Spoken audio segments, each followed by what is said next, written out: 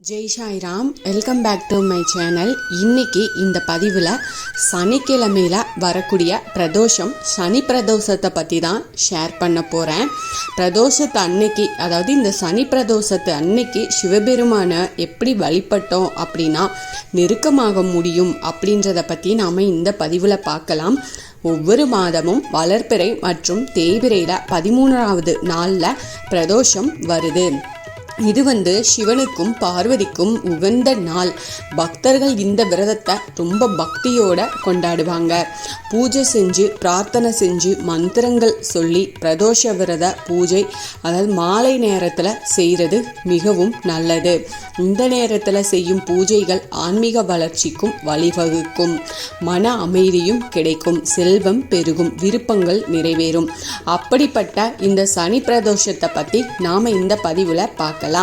என்னோட சேனலுக்கு தொடர்ந்து சப்போர்ட் பண்ணுங்க, லைக் பண்ணுங்க, ஷேர் பண்ணுங்க, கமெண்ட் பண்ணுங்க, மறக்காம சப்ஸ்கிரைப் பண்ணுங்க, பெல் ஐக்கானை கிளிக் பண்ணுங்க. சனி பிரதோஷம் அன்னைக்கு விரதம் இருந்து சிவனை வழிபட்டோம் அப்படின்னா பாவங்கள் நீங்கும், கஷ்டத்துல இருந்து விடுபடலாம், விருப்பங்கள் எல்லாமே நிறைவேறும், செல்வ வளம் கிடைக்கும், மன அமைதியும் கிடைக்கும், மோட்சத்தை அடையலாம் அப்படின்னு தான் நம்ம எல்லாருமே நினைச்சிட்டு இருக்கோம். ஆனா சனி பிரதோஷம் மிகவும் மகிமை வாய்ந்தது. இந்த நாள்ல விரதம் இருந்தோம் அப்படின்னா சிவபெருமானின் அருளோட சிவனுக்கும் நெருக்கமானவர்களாக நாம ஆக முடியும். இந்த ஆண்டு மே மாதம் 24ஆம் தேதி சனி பிரதோஷ விரதம் வருது.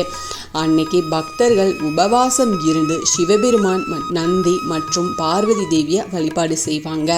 பிரதோஷ விரதத்தின் புனிதமான நேரத்தில் சிவபெருமானை வழிபடுவது நல்ல ஆரோக்கியம், செழிப்பு மற்றும் வெற்றிக்கான அவரது சிறந்த ஆசீர்வாதங்களையும் நம்மளால பெற முடியும். இந்த பிரதோஷ விரதத்தோட முக்கியத்துவம் என்ன அப்படின்னா, இந்த பிரதோஷ விரதம் ஆன்மீக தூய்மைக்கு மட்டும் முக்கியத்துவம் வாய்ந்தது கிடையாது. இது விருப்பங்களை நிறைவேற்றவும் உதவுது. உள்ள அமைதி, செல்வம், அதுக்கப்புறம் நல்ல ஆரோக்கியம், இது எல்லாமே கிடைக்கும். கெட்ட கர்மாவை நீக்கி நல்ல வாழ்க்கை வாழ வழிகாட்டுது. இந்த விரதத்துல முழுமையாக பங்கேற்கிறது அப்படிங்கிறது மோட்சத்தை நோக்கி அழைத்து செல்லும். அதாவது உலக பந்தத்துல இருந்து விடுபட்டு பிறப்பு மற்றும் இறப்பு சுழற்சியில விடுதலை பெறலாம். இந்த பிரதோஷ விரதம் அப்படிங்கிறது தெய்வீகத்துடன் ஒன்றிணைந்து நிலையான ஆனந்தத்தை அடைய ஒரு ஆன்மீக நுழைவாயில் அப்படின்னு சொல்லலாம்.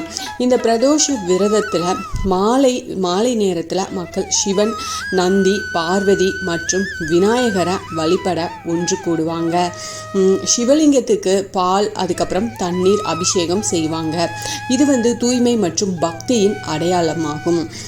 நந்திக்கு அருகம்புல் மாலை சாற்றியும் சிவனுக்கு வில்வத்தால அர்ச்சனை செஞ்சும் வழிபாடு செய்வாங்க. பக்தி நிறைந்த மனதோட பூக்கள், வெற்றிலை பாக்கு, நாணயங்கள், அதுக்கப்புறமா அரிசி, இது எல்லாமே கடவுளுக்கு படைப்பாங்க.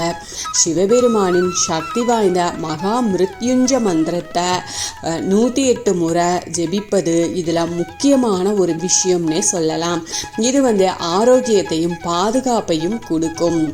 இந்த பிரதோஷ நேரத்தில் விளக்கேற்றது அப்படிங்கிறது ரொம்ப அதிர்ஷ்டத்தை நமக்கு கொடுக்கும்.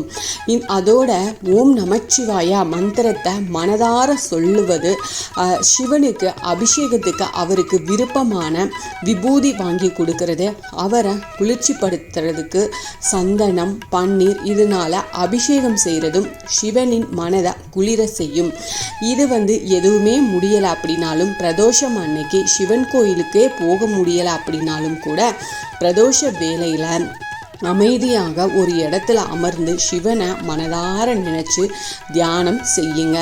சிவனின் முழுவதுமாக சிவனோட முழுவதுமாக அந்த மனதை செலுத்தி அவரை சரணடைஞ்சு அவரது பெருமைகளை மனதில் நினைச்சாலே போதும். அவங்க சிவனுக்கு நெருக்கமானவங்களாக மாறுவாங்க. அதனால இந்த சனி பிரதோஷத்தை தவற விடாதீங்க. உங்கள் வீட்டுக்கு பக்கத்தில் சிவாலயம் இருக்கு அப்படின்னா அந்த மாலை நேரத்தில், அந்த பிரதோஷ நேரத்தில் நடக்கக்கூடிய பூஜையில் கலந்துக்கோங்க. உங்களால் பால், இது மாதிரி அபிஷேகத்துக்கு என்ன பொருள் வாங்கி கொடுக்க முடியுமோ அதை வாங்கி கொடுங்க.